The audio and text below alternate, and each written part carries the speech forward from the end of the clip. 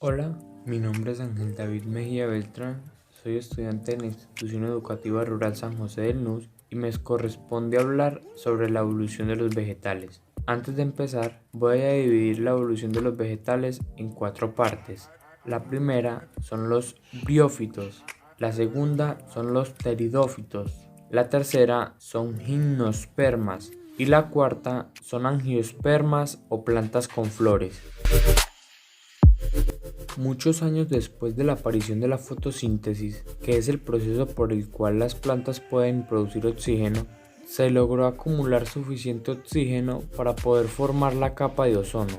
Este cambio era necesario para permitir el paso de la vida del mar a la tierra, ya que la radiación ultravioleta del sol degrada las moléculas, por lo que los organismos necesitaban la protección del agua. La capa de ozono actúa como un filtro que protege las moléculas de los organismos y de esta manera permite que de algas ancestrales surjan las primeras plantas terrestres que con el tiempo se diversifican, como lo vamos a ver más adelante.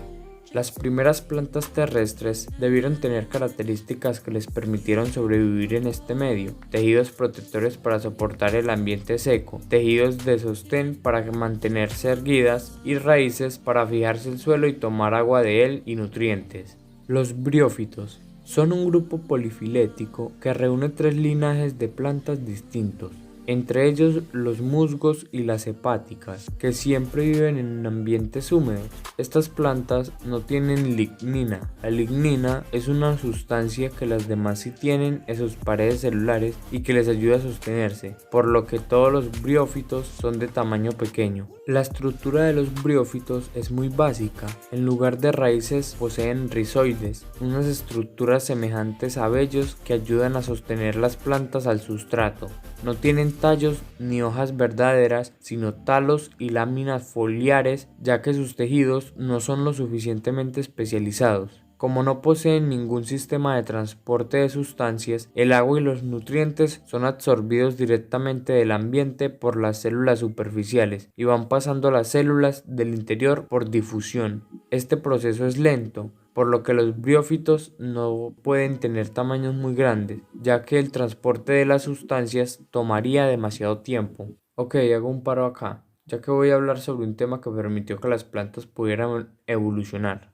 Este desarrollo no se presentó en los briófitos, pero sí más adelante con los pteridófitos, de los que hablaré luego. Ahora sí, los tejidos conductores.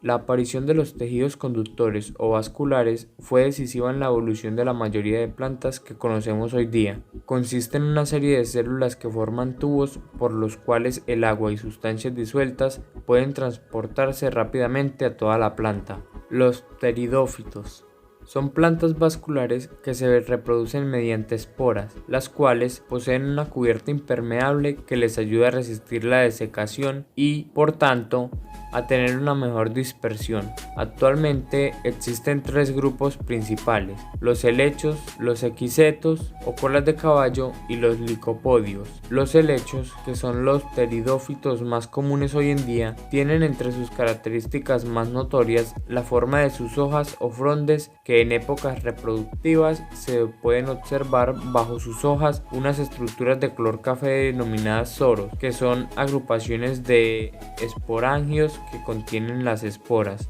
Como sucedió con los tejidos conductores, la siguiente evolución no está presente en los pteridófitos, pero sí en las siguientes generaciones: semillas y polen.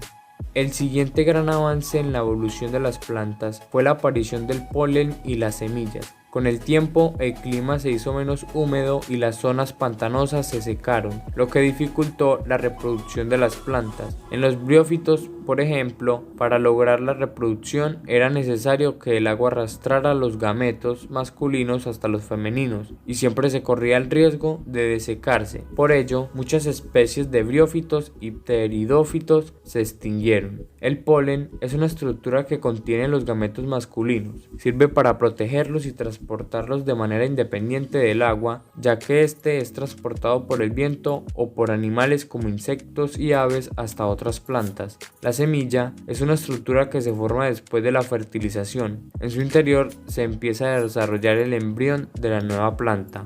Gimnospermas se desarrollaron en un entorno frío y con escasez de agua. Se trata del primer grupo de plantas que se reproducen mediante semillas, las cuales no se encuentran protegidas por un fruto. El grupo más conocido de gimnospermas son las coníferas, como los pinos. Son grandes árboles cuyas hojas están adaptadas para protegerse del frío y de la deshidratación con cutículas gruesas y forma de aguja. Las semillas se desarrollan en unas estructuras llamadas conos, como las que se usan en algunos adornos navideños. Los conos femeninos son los que tienen las semillas, mientras que los conos masculinos, que son de menor tamaño, producen polen que es transportado por el viento.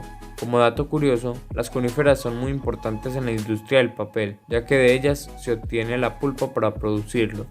Las angiospermas o plantas con flores son plantas vasculares que se caracterizan por tener polen, semilla, flores y frutos. Este grupo se originó hace 127 millones de años a partir de las gimnospermas y desde entonces han sido muy exitosas. Este éxito se debe a varias razones, entre las cuales se destacan: sus tejidos vasculares son más eficientes para el transporte de sustancias que los de las gimnospermas. Tienen formas más variadas como hierbas, enredaderas, arbustos y árboles, y han colonizado todos los hábitats conocidos. Como sucedió en las dos primeras evoluciones, en esta parte aparece una evolución más, la aparición de la flor. Las flores son estructuras reproductoras que evolucionaron, lo cual les permitió atraer animales polinizadores o liberar el polen al viento o al agua para que llegue a otra flor de una planta de la misma especie y logre fecundar los óvulos.